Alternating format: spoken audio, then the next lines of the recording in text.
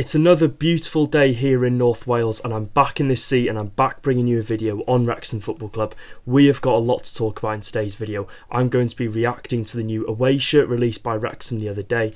I'm going to be giving my thoughts on that. I'm also going to be bringing you some exclusive news on the new home shirt that is coming out hopefully in the next week or two. We're also going to be looking at the huge controversy that gained over 8 million plus views surrounding the Wrexham jacket that was released. You're probably thinking at home, how can there be this many views and how can this be such a big talking point? But we're going to be talking on that, and we're also going to be looking at players that I think are going to leave Wrexham in the coming weeks of the summer transfer window. Before we get into today's video, I say it every video, if you're looking for the best Wrexham AFC content, it's coming your way on the channel. Plenty of content to come over July, August and early September, so make sure to get down there and click the red subscribe button. We're on the road to 29,000 subscribers. Thank you to everyone as well that is liking the videos, commenting, etc. Your support is massively appreciated. It helps push the videos into the algorithm, so keep commenting, keep liking, and without further ado, let's get taking a look at my reaction to the away shirt. Better late than never to the reactions for the away shirt, but I'm going to be giving my thoughts on it, and my first thoughts on the away shirt are,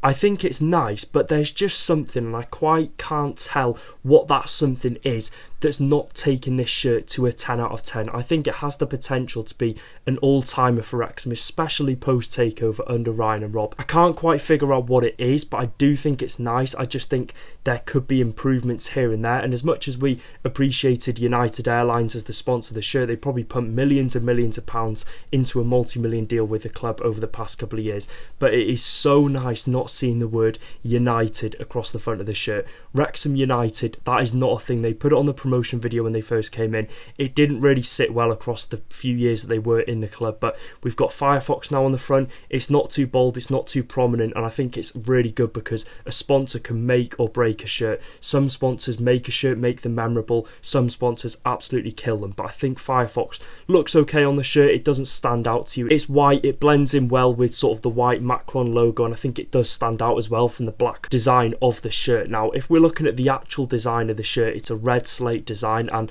I think it looks smart when you see the players wearing it against Wisla Krakow, but I'm just not taken to the white dragon that they have on the club badge. It's red, it's black, and then they have the dragons in white that are standing out, and it isn't just because of the design, it's because of the history behind the white dragon, which again we'll get talking about later in the video. I do think as well a v-neck would have really suited this shirt. I'm not too sure on sort of that collar that goes across like this and then down like that. I think there could be the possibility that there might have been a button there. It does look like a buttoned collar, but I think a v-neck would have been really nice. But again, who am I to moan? We've certainly had some absolutely shocking shirts, and some of them are on that rail somewhere, and some of them even worse are in the boxes underneath the bed because they don't deserve to be on the rail, and this shirt certainly is one that should be on the rail because I do think it is a nice shirt. For me, it's a solid 7.5 out of 10. It could have been improved, it could be a whole lot worse, but I think sort of the general overview from fans are that they really do like it. Talking on the home shirt now, you're probably thinking the club have put nothing out about the home shirt, there's been no leaks whatsoever, but I am 99.9% sure I have seen the new home shirt that is coming out for this 26-27 championship season. Now, if this is to be the case, I'm not going to sit here and be big-headed or whatever, but I do think I'm one of the only few people outside of the club that have seen the home shirt for this upcoming season. And for your excitement, I won't show anything on the screen. I'll put a blurred picture and I'll wait until it's released for you to enjoy it yourself, because I'm one for sure, especially with transfer news. I know I report it on the channel, but you do look at the likes of Fabrizio Romano that reveal all these big transfers. I'd hate to be that person that, you know, releases the home shirt before it does come out, but I'll let you use your imagination with the description I'm about to use. Now, the shirt pays tribute to the racecourse ground with old cop barriers embedded on the front of the shirt in the design. We've moved back from the centralised badge to the normal place where we've seen the badge for God knows how long. We've seen the white trim on the arms, a different shade of red up here on sort of the shoulder area, and we're also going to be seeing a small embroiderment on the bottom of the shirt paying tribute to the racecourse ground. So I think that's enough. I'm not going to give away any more clues, and I could look like an absolute idiot if this isn't going to be the home shirt, but I'm 99.9% sure it is. And yeah, from my opinion, I would say it's nice. We've followed sort of that theme of not really going completely out there making an iconic shirt. I'm not going to say it's going to be one of the best under the takeover of Ryan and Rob, but again, it's probably going to be one that causes split opinions amongst the Wrexham fan base. I would say it's a solid, again, 7.5 out of 10. And talking next on the training jacket, you're probably thinking, how on earth is there so much controversy and so much talk about a simple training jacket that Wrexham have put up? And I mean a lot, and a lot of stick has gone towards the club's way over the new training jacket that has been released on social media. They put the pictures out, they put it on the website, and the whole thing around the jacket is they've gone for sort of that red design on the jacket, that white trimming down sort of the bottom of the shirt, and then obviously the white Macron logo. And this is where the controversy came in. They've used the white dragon on the shirt. Now the white dragon is the English dragon, which is the enemy of the Welsh dragon, the red dragon. So in other words, we've had the absolute mick taken out of us by a lot of English football fans, a lot of Cardiff, Swansea fans for using that white dragon, because simply it is a representation of the English dragon. And I think it is a very big mistake from the club, and I'm not going to be one to sit here and moan and find every small detail and have a go at the club, but someone must have been doing the back checks on this, someone must have ran through with this design, approved of it. But whoever it is in charge of that, I think they've had an absolute shocker, because I can tell you they've obviously known by their mistakes now. It's gone off the club website and no one would have probably bought that jacket, because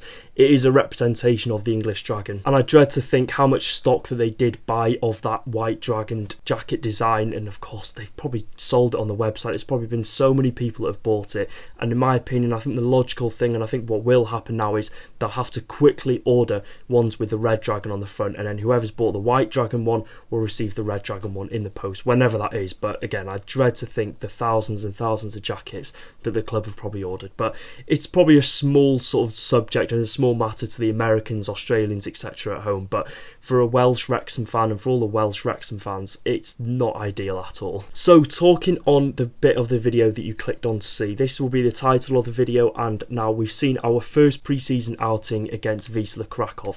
We've seen two separate teams be featured in the first half and the second half, and I think it was a really good opportunity for Phil Parkinson to give some players run-outs before inevitably leaving the club this summer on loan or on a permanent deal. And here's some players that I think are set to leave Wrexham in the upcoming summer transfer window, whether it's next week or whether it's the final week of the transfer window. And we're going to be starting off with a name that I think everyone will predict in this summer transfer window. It's Conor Coady. Now, I think this one's pretty obvious. He left after some really poor performances, and I think it says a lot about his Wrexham career. I think he left after only playing 5-6 league games, and those 5 or 6 league games were absolutely shocking. The first two, okay, we conceded 2, and I think that home game we drew, but again, Conor Coady was part of that defence that was leaking goals in for fun, conceding goals for fun. I think we conceded 15 goals in the first sort of 5, 6, 7 games, but I don't think he showed anything as well in that Charlton Athletic loan spell that warranted him to come back to Wrexham and deserve a second chance in the starting lineup. And I think with the inevitable signings in the back line, we look at the new one as well, Matheus Moreno coming into Wrexham for a fee of around £7 million.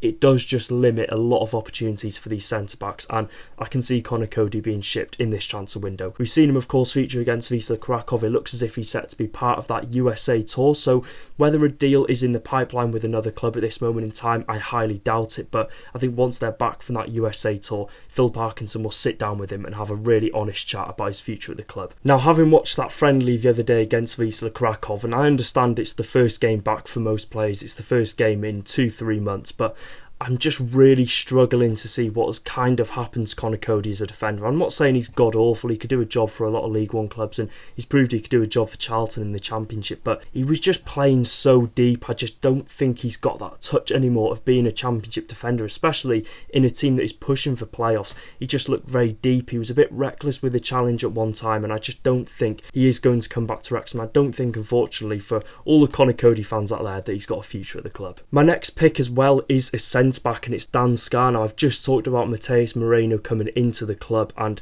it looks as if that is going to happen. I think there's a lot more possibility of Dan Scarr leaving Wrexham Football Club as being one of those defenders that will leave to free up that space for Moreno. Now, you're looking in that central centre-back role, it will be Moreno and Dom Hyam competing for that.